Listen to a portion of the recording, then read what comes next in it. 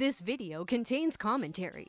What's pop-lockin' robots, my dudes? Welcome back to Storytime with your favorite Reddit fairy. My name is Lorna, and today we're getting into some r/EntitledParents. So without further ado, smash that subscribe button. If you do, I'll consider you an honorary Canadian for the rest of the day. Sit back, relax, and let's get right into it. Waitress gets stone-cold revenge on my behalf. Posted by user Tartar-Buildup. So I have Asperger's syndrome, an autistic spectrum condition, and I also suffer from anxiety, which often manifests as a stutter. I'm usually a very talkative and upbeat person, but it often takes me a while to actually get my words out. When I'm trying to order at a restaurant, usually the staff are very patient and sympathetic. I get self-conscious pretty easily. So, Entitled Daddy comes along while I'm ordering food at a coffee shop. He's standing behind me with his little kid as I'm trying to order. Stutter kicks in, and the lady at the counter is pleasantly helping me along. Entitled Dad. Come on, just spit it out for fuck's sake. We've been waiting for ages. I try not to look at Entitled Dad and continue with my own business. I briefly glance down at his kid, who is starting to look extremely uncomfortable. Entitled Dad. My kid's autistic, you know. We can't wait this long. Me. Yeah, so am I. So maybe you should be a little more understanding. Entitled Dad. Just hurry the fuck up, mate. Puts on a fake stutter. Stop being an attention seeker. I was kind of shocked. He was just casually swearing in front of his little kid. What a great example to set, right? So I continue trying to finish giving my order so I can finally step aside and let this dickweed have his turn once I've paid for mine. I'm feeling pretty self-conscious again now, and I'm starting to feel myself about to cry. I have very strong emotional reaction to the smallest confrontations. I think the lady serving me probably saw the look in my eyes. Now, I have never met any of the employees here before, but the woman on that cash register is and always will be my hero. After he tried ordering, she began asking him loads of unnecessarily specific questions about what sauces or extras he wanted, but she was putting on a really exaggerated stutter. Register lady. Do you want anything else? He was standing there, trying to get her to spit it out as well, but she was taking like a full minute to say each sentence. You could see the cogs turning in Entitled Dad's head. Entitled Dad's kid was kind of laughing by now. I saw the register lady shoot him a little smile. Entitled Dad. Right, you can stop taking the piss right the fuck now. Register lady. I'm sorry, sir. I have a speech impediment. I got my food and headed for the table, but I had a perfect view of Entitled Dad trying to place his order and pay. Very slowly. It took no less than 15 minutes to finally get his order in. It was a very slow day. The kid looked happy when he was given a huge lump of marshmallows for having to wait. I like to pretend that Entitled Dad got spit in his coffee. I tipped that waitress like 20 pounds after that. I didn't even have to get revenge. A kind-hearted waitress punished that git for me. Oh my god, what a story to kick this off with, my dudes. I freaking love it. I love it. If this is true, I want to hug that cashier. That is awesome. I'm sorry if I offended anybody with my stutter, but I did it for the story, okay? That's all. I stutter too when I get really, really nervous. I also lock up if I get really, things get really confrontational and I know that I'm about to lose my shit. It's like I withdraw into myself and I freeze. It's like a coping mechanism so I don't choke a bitch. So, yeah, fun quirk about me. Oh my god, how you guys doing today? What are you guys up to? You working? You going to school? Let me know in the comments below how you guys spend your time. I love to hear about it.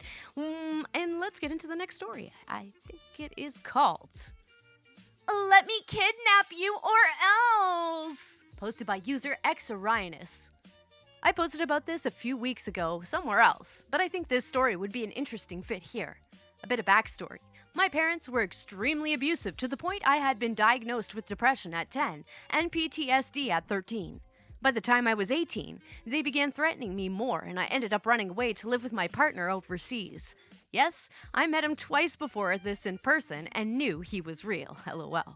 When I got there and decided to stay, I called my mom and told her I wasn't coming back and I was cutting contact with her and my dad. I told her I was safe and happy and wished her well. She didn't take it well, and along with a load of insults and abuse, threatened to hurt herself if I didn't return. 2 days later, police were at our door at 3 a.m. with reports from her saying my partner had kidnapped me and I was mentally delayed, so he was taking advantage of me. Needless to say, these reports were completely unfounded. 2 years of harassment, threats, and bullshit later, I had stopped engaging with them whenever they did stuff. That's when it happened. I'm still in contact with my godparents, and I was warned that my parents had made plans to travel over 3,000 miles to the country I'm living in with the sole purpose of tracking me down and taking me back against my will. They had literally planned to pick me up off the street and take me on a flight back. I came up with a plan. I had been to the police several times during the past 2 years and kept a paper trail just in case. I went to the police about their plans and was placed on a vulnerable persons list. The day before they came to this whole-ass different country, my godparents had made me aware of them begging my uncle, a former police officer, to help them track down my new address, as I am no longer living at that address they found out about, and thus had no idea where I was living. Of course, my uncle was no help. You'd think that this is where it ends, as you can't possibly expect to land in a new country and be able to track someone's location then and there, right? Nah, they aren't too smart. So they land in the country and show up to my last address, only to find I'm not there and no one there knows where I am. With nothing left to turn to, they walk into a police station. They ask for help finding their missing daughter, and once they give my age, 20, name, and their names, it was all over for them. They were caught for violating a no-contact order and apparently argued to the police that I am mentally regressed and kidnapped by a pedo. My husband was 21 at the time, while I was 20, along with saying I need supervision, etc. But with previous false police reports and a long paper trail of evidence documenting the abuse, they didn't have a leg to stand on. Finally, I had the police show up to my door to relay all of this information. They also tell me how after my parents argued on and on about how they deserved to see their little mentally ill daughter and were refused, they turned around and asked for a welfare check because that crazy man is keeping her captive. They demanded the officers to take me to them, since we're her parents, so legally we have the right to be around her. I had a laugh with the officers, especially when they told me that my parents had left a phone number to call them on to talk, but didn't think to get a SIM for this country and kept the one from theirs on another continent. I of course declined and reinstated my desire for no contact. Apparently, after being told this, they lost their shit at the officers to the point they were both ordered to leave the country or face charges on stalking and harassment. They left, of course, and began telling everyone how selfish I was. They began saying how depressed they were, but weren't smart, since only a couple of hours after they were reprimanded by the authorities, took videos of them partying, drinking, dancing, and laughing together. The day after, they were posting about their shopping sprees in Paris and partying. But yeah, I do that too when I'm depressed, LMAO. They went home and continued talking shit about me for not letting them take me back, and made up stories about how myself and my husband are on drugs. Neither of us have even touched as much as a cigarette in our lives, but go off, I guess. Not working, both mentally unstable delinquents, etc. Along with accusations that my husband sexually assaulted me and such, all because I didn't let them take me. There is a good end for this, though. They were stupid enough to barge into the house of my godparent and threaten her in front of her young children and husband, who is an officer. Word got around quickly, and now people are starting to see them for who they really are. There's no chance they'll be allowed in this country again after 2 false police reports and a possible case of stalking and harassment, etc. So I'm safe here. Probably worth mentioning, they're pretty wealthy and rely mainly on my dad's business. Word is that now that he's been exposed, that's plummeting. All that's well ends well. Edit. Oh my god, thank you so much for all the support.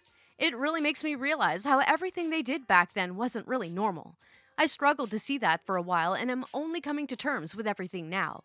For those asking, yes, I'm okay now and safe. I also have plenty of stories of these EPs I'll probably post later on.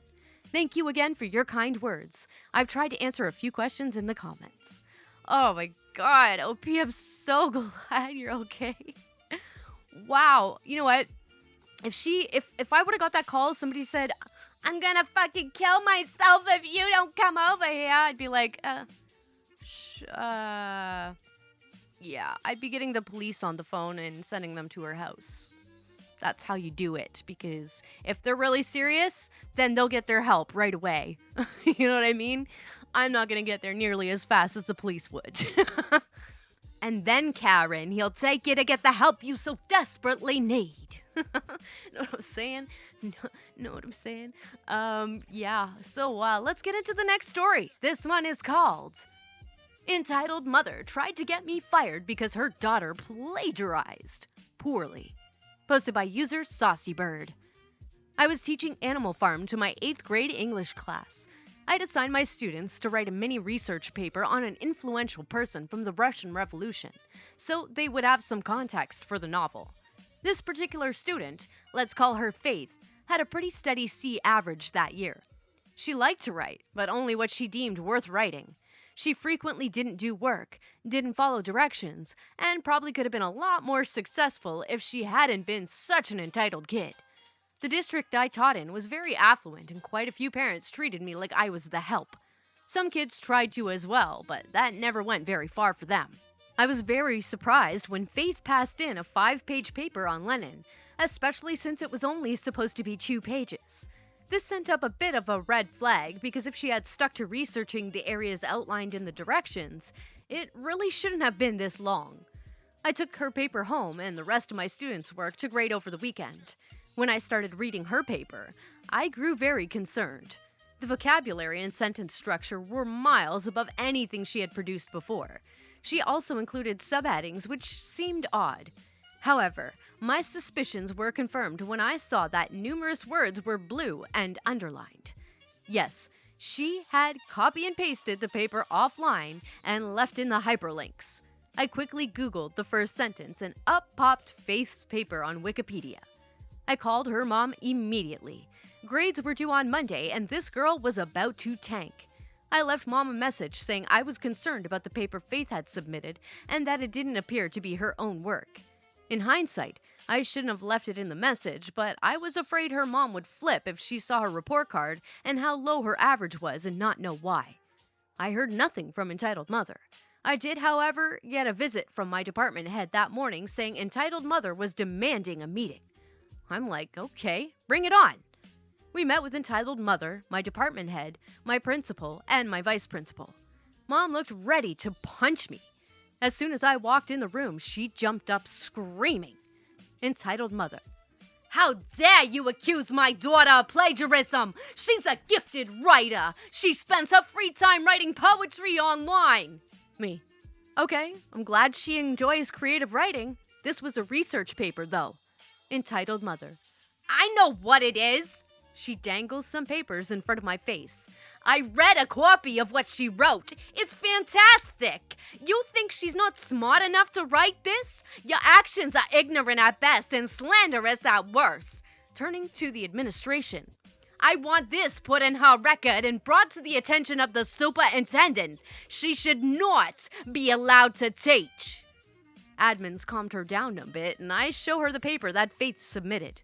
Me: If you would like to take a look at the paper, you'll notice those words that are blue, bold, and underlined. Those are hyperlinks. She didn't create those. She copied them off a website and directly pasted them into the paper. Entitled Mother looks at the links. These are just really difficult words to spell. She probably copied the words so she didn't spell it wrong. Me. Germany, Stalin, World War I aren't really hard to spell. Also, I show her a copy I've printed off of Wikipedia. You will see the format, subheadings, links, and 90% of the sentences are the same on Wikipedia and Faith's paper. Entitled Mother was steaming, but the bell rang and I had class to teach. Admin continued the meeting and filled me in later. Apparently, Mom didn't have a lot to say after that, but she insisted that Faith be allowed to rewrite the paper, not lose any points, and receive no discipline. And my admin gave it to her. Part of why I left teaching. I did, however, find out that Entitled Mother screamed at Faith in the parking lot after school that day. Not exactly a satisfying ending, I know, but entitled? Absolutely. Oh boy, my dudes. Oh no. This is so bad. This makes me cringe so hard. Like, what the fuck? This is what I'm talking about. You guys hear me talk about trust fund babies all the time, and it's this behavior that makes me think the way I do. You know what I mean?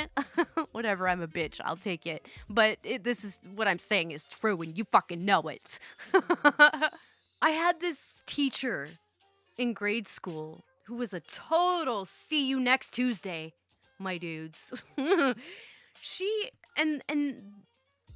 It's almost like the dumber you were, the more she liked you. Because the dumber you were in my class, the more money you had, or your parents had, I should say. So that's why she liked those people. The ones that she didn't like were the ones that were smart enough to see through her fucking bullshit. And then they made this woman a principal later on, too. I couldn't believe this. This woman had the gall to say that everybody who lived in a certain part of the city was trailer trash. Never mind the fact that that part of the city wasn't trailer homes, it wasn't mobile homes. But they were trailer trash. Most of her students came from that neighborhood. This woman, I'm telling you, my dudes, when I say she was a total fucking piece of shit, she was a total fucking piece of shit. All right, rant over. Let's get into the next story, my dudes. Entitled Dad upset the daycare isn't open at his leisure. Posted by user Old Lady Mindset.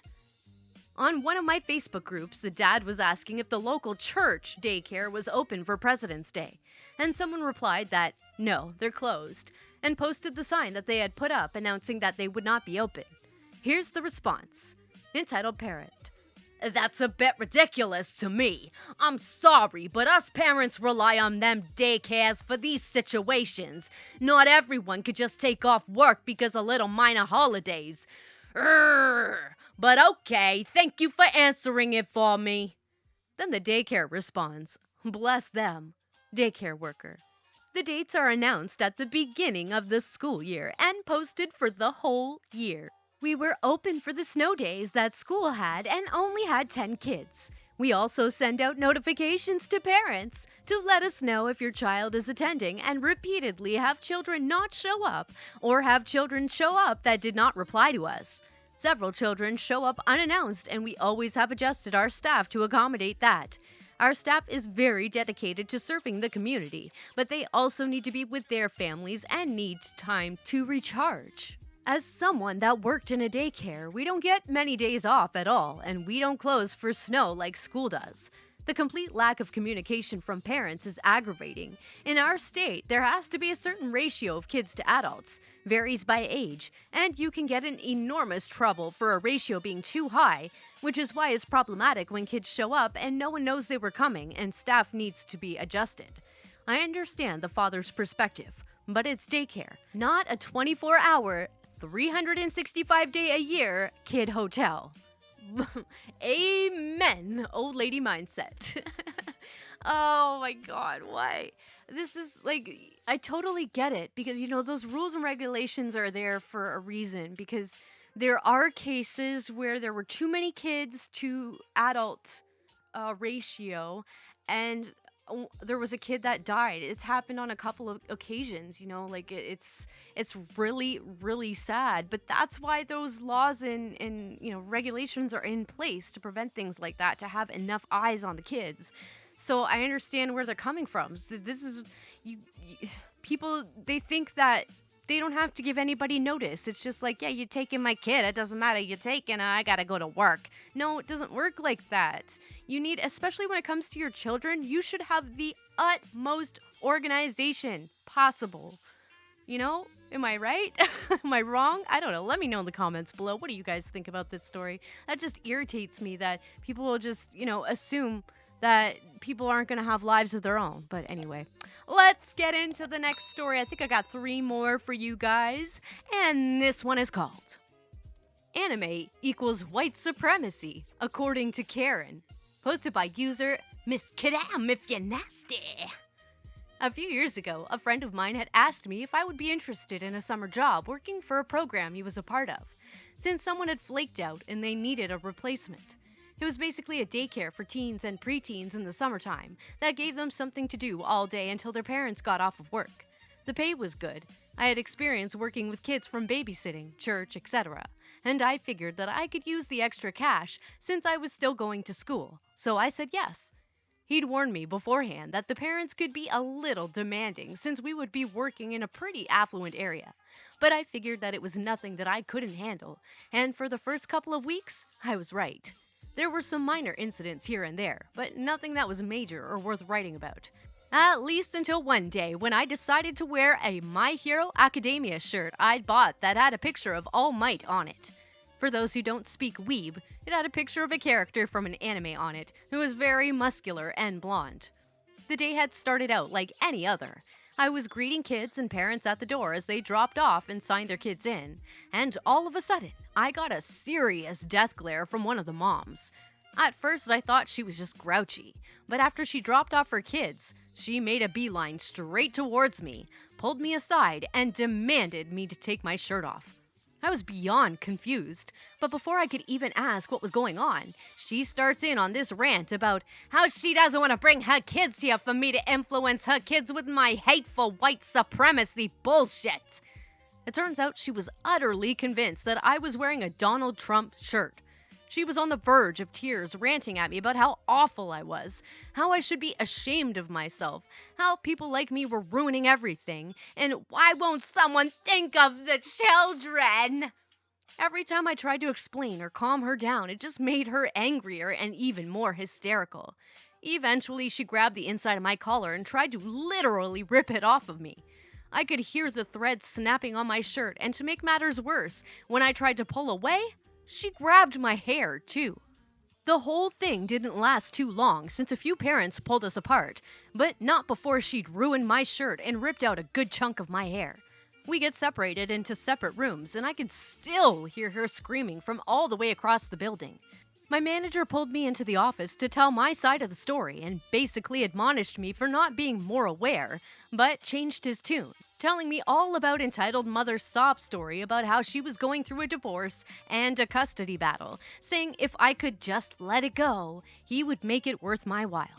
I ended up taking his little deal since I didn't really have time or money to try to sue anyone, and he'd made it clear that he wouldn't be keeping me on staff if I chose to pursue this further. After that, there was a new change to the dress code policy, and all employees had to wear plain clothes with no writing, symbols, or pictures on them. And everyone besides the kids just kind of danced around the issue. My checks ended up being much larger than they should have been, and while it wasn't anything record-breaking, it certainly helped take some of the stress off of being a student. Holy shit, my dudes. Okay, let me start off by saying, this Karen, as much as she is a Karen, definitely has Karen tendencies. Her heart was kind of in the right place. She's against, white supremacy and racism and all that, which is great. I am so happy to hear that. But Jesus Christ, why do people think it's okay to lay their hands on somebody else like that? I mean, I see people wear shit all the time that I don't agree with. You don't see me ripping it off their bodies. Like, that's how you go to jail.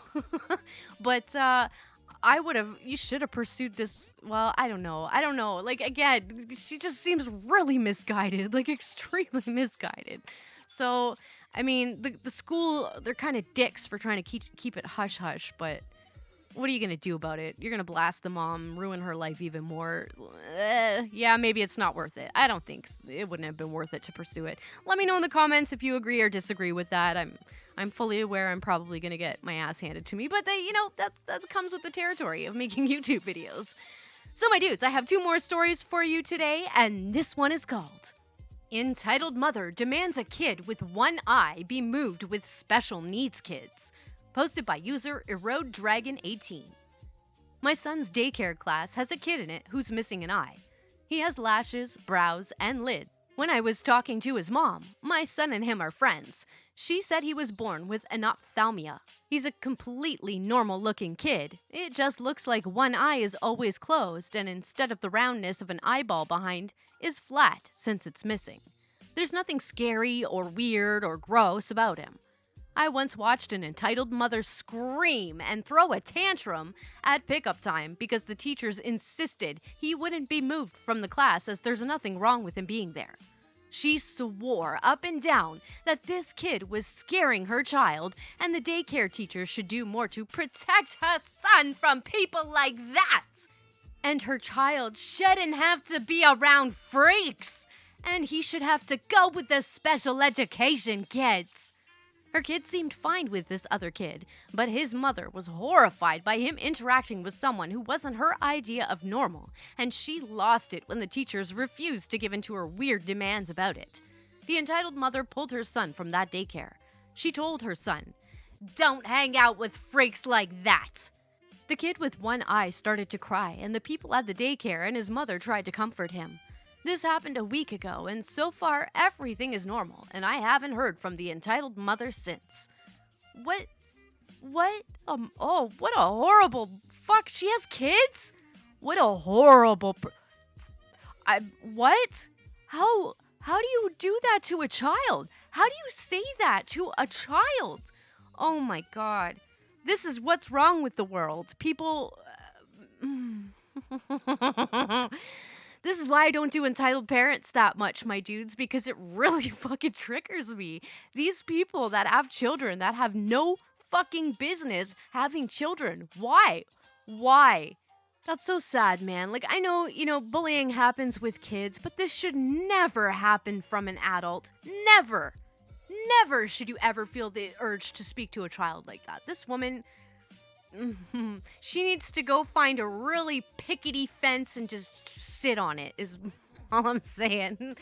All right, my dudes, we are going to get into the last story of the day. Congratulations on making it this far. You are the true MVP. All right, my dudes, this one is called Mother Doesn't Pay for a Week's Babysitting. Posted by user FrinSK2001. My daughter used to babysit a little girl before school. The little girl's mother is choosing beggar. She was also a coworker of mine. I planned a 1-week vacation 3 months in advance and told choosing beggar she would have to arrange other childcare during that week. About 3 weeks before our trip, I again reminded choosing beggar to find an alternate childcare. I got a, "Yeah, I forgot." The Thursday prior to our trip, we were leaving Friday after work, she came to me panicked and said she forgot to arrange alternate childcare for her daughter. She then informed me my daughter would just have to stay home. I laughed, thinking she was joking. She was not. I said my daughter was coming with me and maybe she should be more responsible. She left in a huff. I was telling my neighbor, who is a mother of 3, this story, and she said that she had no problem with watching the little girl. So I gave her number to choosing beggar, thinking she would be grateful. Not so much. I got a cool. I should mention choosing beggar knows my neighbor too. We went on vacation. When we got back, my neighbor told me that choosing beggar was the worst person she had ever babysat for. This was shocking to me because we never had a problem with her. My neighbor said that choosing beggar would drop off her kid at 6:45 a.m. as prearranged without saying a word to her or her kid. No thank you, no goodbye, nothing. Okay then.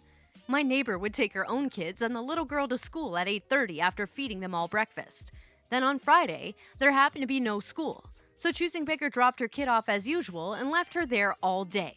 Again, without a word. My neighbor wasn't happy, but figured it wasn't that big of a deal. When Choosing Beggar showed up to get her daughter at 3:30, she put her daughter in the car and left.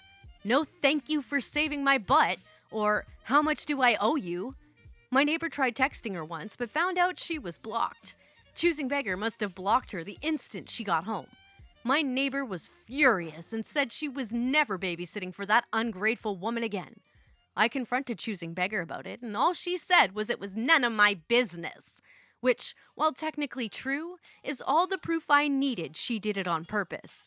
Then Choosing Beggar turned around and said that I should be grateful one, and I should be the one paying my neighbor because I left her in this jam. Okay then, my daughter stopped babysitting for her 2 weeks later. She lost her job 3 weeks later because she couldn't find anyone else to watch her kid in the morning. We don't feel bad. And you shouldn't. Fuck that bitch. I don't get this. People seem to think that their lack of planning is other people's responsibility and they have to suffer the consequences. Like, no, Karen, that's not how it works, okay? What the fuck? So OP, I commend you. I don't condemn you. I was going to say that, but no, Mouth, that's not the word I was going with, okay? She definitely did the right thing. Don't give in to that bullshit. That's fucked. And I'm glad. Like, this is like a nice little petty or pro revenge. Maybe it's pro. I don't really know the difference, to be honest, between pro. I think it's when, like, something life-changing happens or whatever. So I guess losing your job is pretty life-changing, I guess. All right. Well, that's all I got for you guys today. I hope you enjoyed this episode. If you did, please smash that like button. It really helps me out. Don't forget to subscribe and turn on notifications for future videos just like this one. And as always, the links to these stories will be in the description below, so head on over to Reddit and show those posters some love with some upvotes. You know they deserve it. And as always, don't forget to submit your stories. Join the Discord, my dudes. It's getting pretty fucking lit up in her. So if you want to be a part of a fun Discord family, the link's in the description for that as well. You guys have a fan-fucking-tabulous day, and I will see you in tomorrow's Choosing Beggar episode. Peace out, my little dude skis.